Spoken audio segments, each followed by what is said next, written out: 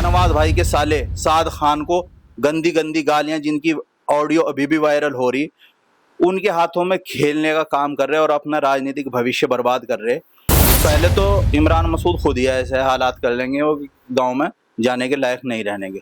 लेकिन अगर वो उल्टी सीधी बयानबाजी करेंगे तो हालात ऐसे हो जाएंगे कि वो समाज के बीच जाने के लायक नहीं रहेंगे। जैसे इमरान मसूद साहब ने एमपी बनने के लिए राजनीतिक समझौते के तहत रिश्तेदारियां कायम की हैं, आशू मलिक ने कभी इस तरह से रिश्तेदारियां कायम नहीं की। इस सहारनपुर जिले के अंदर प्राइवेट कोटे से आशू मलिक ने 4 MBBS लड़के तैयार किए हैं, गरीब के लड़के जिनके पैरों में हवाई चप्पल थी। मैंने शाहनवाज भाई के बारे में बता दिया। अब शाहनवाज भाई को और शाहनवाज भाई के साथ रहने वाले तमाम पठान बिरादरी, राजपूत बिरादरी और 36 बिरादरियों को इतिहास देखना चाहिए कि उन्होंने इमरान मसूद साहब ने किस तरह अपनों को काटने का काम किया। वो ना कभी किसी के थे, ना कभी किसी को कुछ बनवा सकते, ना कभी किसी को बनवाया।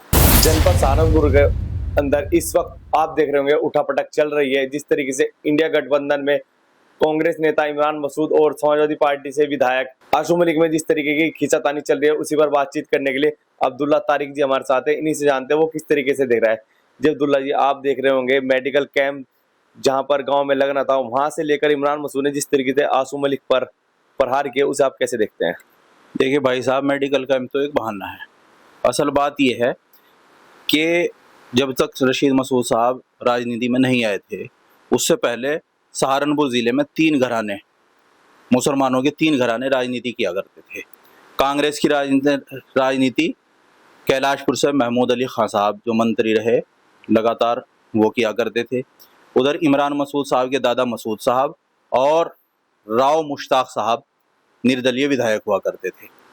बड़ी सुंदरता से इन्होंने काजी परिवार ने, मसूद साहब के परिवार ने महमूद अली साहब को और राव मुश्ताक साहब के परिवार को राजनीति से बिल्कुल आउट कर दिया। इसके लिए वो बधाई के पात्र हैं, क्योंकि उन्होंने अपने प्रतिद्वंदियों को निपटा दिया। लेकिन जो भी समाज अपने इतिहास को याद नहीं रखता तो उसका राजनीतिक भविष्य कुछ नहीं होता। अब उसी कड़ी में जैसे हाफिज शमशाद साहब और मोहम्मद हसन एडवोकेट साहब की राजनीति को इन्होंने ख़त्म कर दिया, इसी तरह ये आशू मलिक साहब की राजनीति को ख़त्म करने की नापाक और नाकाम कोशिशें करते रहते हैं। उसी कड़ी में ये मेडिकल कैंप वाला एक मामला था। लेकिन आशू मलिक और उनका समाज और 36 बिरादरियाँ आशू मलिक के साथ हैं। अब आशू मलिक इनसे आउट होने वाले नहीं। अब दुनिया जनता देख लेगी कि जिसमें दम होगा वो रह जाएगा। आप देख रहे होंगे पहले तो मेडिकल कैंप, लेकिन उसके बाद अगले ही दिन जहां पर जो भाषणबाजी हो रही है, वहां पर ऐलान कर दिया है एमपी साहब ने कि भाई शहनवाज को देहात से लड़ाऊंगा। शहनवाज जो एमएलसी है समाजवादी पार्टी को, उन्होंने कहा देहात से तैयारी करेंगे और वही लड़ेंगे चुनाव मैदान में, जिसमें दम हो जाओ। शाहनवाज भाई मेरे बहुत अच्छे दोस्त हैं और मेरे बहुत अच्छे संबंध हैं। और शाहनवाज भाई के परिवार का इतिहास रहा है कि वो वफादार रहे हैं, जिनके भी रहे वफादार रहे। उनके वालिद साहब पहले असलम खान साहब के वफादार रहे, फिर आज़म खान साहब के वफादार रहे, और उसका सिला उन्हें पहले समाजवादी पार्टी का टिकट मिला 2012 में। जब वो चुनाव हार गए और सरकार बनी तो उन्हें मंत्री बना दिया गया। फिर सरफराज साहब को एमएलसी बनाने का नाम गया, लेकिन वो किन्हीं कारणों से नहीं बन पाए। उसी के बदले शाहनवाज भाई को एमएलसी बनाया गया और उन्हें वफादारी का इनाम मिला। अब पता नहीं शाहनवाज भाई की अकल पे मुझे ताज्जुब होता है कि वो परिवार जिसने अभी तक आली जनाब सरफराज खान साहब को असलम खान का आज तक खानसामा कहा 2020 तक, जिन्होंने शाहनवाज भाई के ससुर मंसूर अली खान साहब को मंसूर मोदी, जिन्होंने शाहनवाज भाई के साले साद खान को गंदी गंदी गालियां, जिनकी ऑडियो अभी भी वायरल हो रही, उनके हाथों में खेलने का काम कर रहे और अपना राजनीतिक भविष्य बर्बाद कर रहे।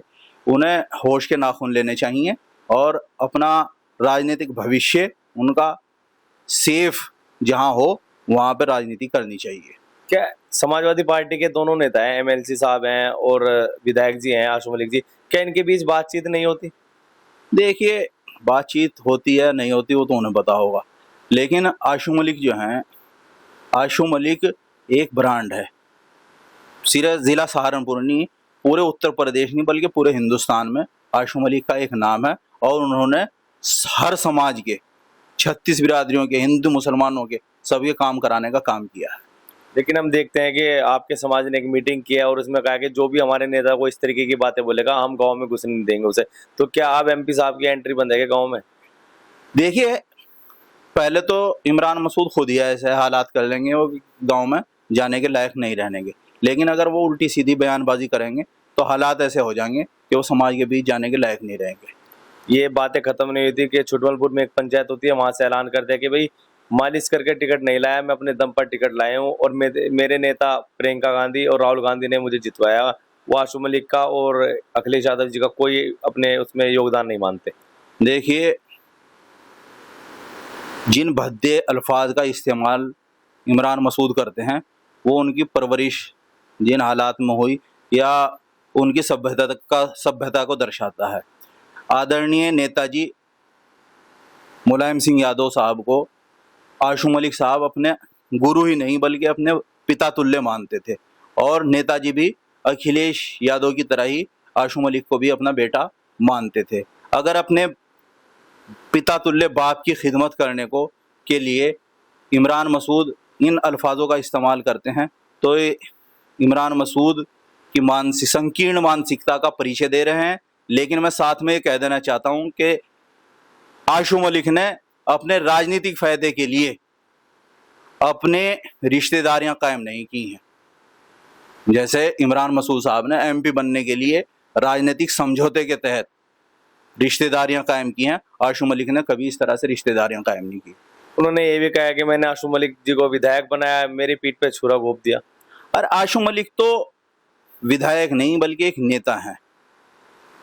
उन्होंने आज़ाद हिंदुस्तान के इतिहास में इतना बड़ा कारनामा अंजाम दिया कि इमरान मसूद जिस दिन उसकी बराबरी कर लेंगे उस दिन क्या बता दें।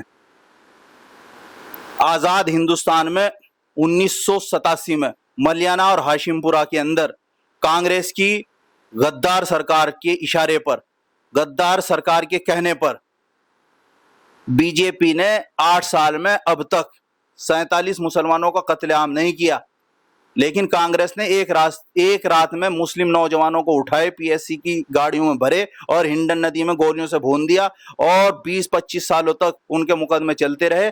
लेकिन आशु मलिक अकेला वाहिद शख्स है जिसने उनकी फाइल को रीओपन कराया, मजलूमों को इंसाफ दिलाने का काम किया और जालिमों को सजा दिलाने का काम किया।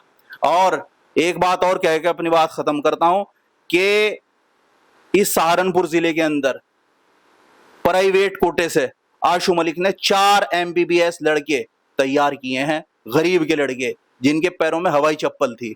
जिस दिन इमरान मसूद 4 MBBS प्राइवेट कोटे से गरीब के लड़कों को बना के ले आएंगे उस दिन हम मान लेंगे कि वो जनता के सच्चे हितैषी हैं। और एक महत्वपूर्ण सवाल सबसे, अभी हाल ही में आपने सुना होगा कि शहनवाज खान जो MLC है उनका एक बयान है, उन्होंने कहा कि मैं भी इस्तीफा देता हूं और विधायक जी भी इस्तीफा आ जाए मैदान में। मैंने शाहनवाज भाई के बारे में बता दिया। अब शाहनवाज भाई को और शाहनवाज भाई के साथ रहने वाले तमाम पठान बिरादरी, राजपूत बिरादरी और 36 बिरादरियों को इतिहास देखना चाहिए कि उन्होंने इमरान मसूद साहब ने किस तरह अपनों को काटने का काम किया। वो ना कभी किसी के थे, ना कभी किसी को कुछ बनवा सकते, ना कभी किसी को बनवाया। अच्छा, उमर अली खान साहब को कहाँ देख रहे हैं? बेट से जो विधायक है वो तो वहां भी कह रहे हैं कि 7 सीटों पे लड़ेंगे, तो उमर अली खान साहब आशु मलिक जी के साथ हैं या फिर वो भी उधर ही चल रही है कुछ बातचीत? नहीं, समाजवादी पार्टी में है, आशु मलिक साहब के साथ हैं, सारी समाजवादी एक साथ है। तो क्या लग रहा है, क्या 27 में इधर ही रहेंगे या फिर क्या कुछ रहेगा? इधर उधर जो बातें चल रही हैं 27 में क्या कुछ रहने वाला है, देहात सीट पर खासकर? 27 में पूरे उत्तर प्रदेश में सपा और बीजेपी का चुनाव होगा। देहात भी उसी में से है, सपा का और बीजेपी का, बाकी कहीं कोई बीच में नहीं अटकता। 1500 वोट लाने वाली पार्टी और बातें कर रही, क्या नाम 7 पे और 2, 3, 403 पे लड़के दिखाओ ना। जी बहुत बहुत धन्यवाद हमारे से बात करने के लिए अब्दुल्ला तारिक जी, जिन्होंने तमाम मुद्दों पर बड़ी बेबाकी से राय दी। फिलहाल इतने, धन्यवाद।